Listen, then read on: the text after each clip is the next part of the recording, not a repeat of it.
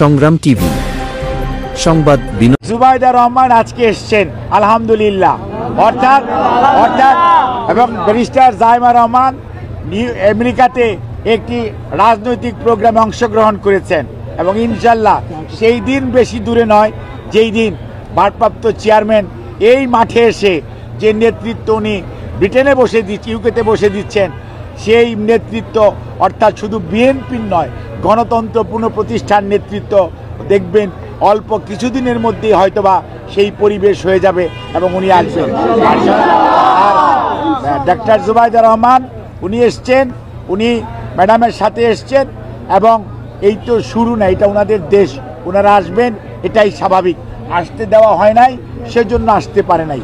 কাজেই এখন আর আপনি সময় বলে দিবে যে উনি কয়েকদিন থাকবেন, তবে স্বাভাবিকভাবেই ওনার স্বামী অর্থাৎ জনাব তারেক রহমান ওখানে আছেন, ওনার মেয়ে ওখানে আছে, ওখানে আবার কয়েকদিনের মধ্যে আবার যাবেন, গিয়ে সব কিছু গোছগাছ করে 17 বৎসর ওখানে নির্বাসনে থাকতে হয়েছে।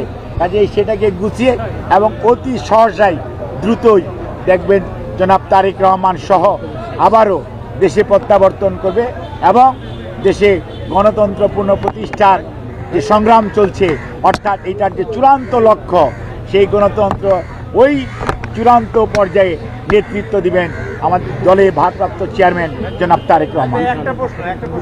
এবং আপনাদের সবাইকে আবারও জনাব তারেক রহমান এবং আমাদের চেয়ারম্যান দেশনেত্রী বেগম খালেদা জিয়ার পক্ষ থেকে আবারও সংগ্রামী অভিনন্দন জানাই। ধন্যবাদ। আপনাকে মনে রাখতে হবে, বিএনপি নেতৃত্বের মধ্যে কোনো ধরনের গ্যাপ নাই। অনেকে বলেছিল সেই 81 মে মাসের ঘটনার পরে যে বিএনপিকে খুঁজে পাওয়া যাবে না। আলহামদুলিল্লাহ, দেশনেত্রী বেগম খালেদা জিয়ার নেতৃত্বে জনাব তারেক রহমান, জনাব শহীদ রাষ্ট্রপতি জিয়াউর রহমানের শাহাদাত বরণের পরে বিএনপি ঘুরে দাঁড়িয়েছে। আবার 1-11 করে বিএনপিকে নেতৃত্ব শূন্য করার চেষ্টা করা হয়েছিল, তারেক রহমানের কোমর ভেঙে দেওয়া হয়েছিল, কিন্তু আল্লাহর কি অশেষ মেহেরবানি, তারেক রহমান আজকে আলহামদুলিল্লাহ আপনাদের দোয়ায় বিদেশের চিকিৎসায় অনেকটা সুস্থ। আর দেশনেত্রী বেগম খালেদা জিয়ার কথা এক নেত্রী মাঝে মাঝেই বলতেন, এখনো যায় না কেন, এখনো যায় না কেন, উনিই চলে গেছেন, কিন্তু এখন বর্তমান আল্লাহর কাছে শুকরিয়া জানাই। কাজেই মনে রাখবেন, যখনই প্রয়োজন, জাতির প্রয়োজনে বেগম খালেদা জিয়া নেতৃত্ব দিবেন, আর আমাদের নেতা জনাব তারেক রহমানের যে নেতৃত্ব ইনশাল্লাহ আরও সুদৃঢ় হবে।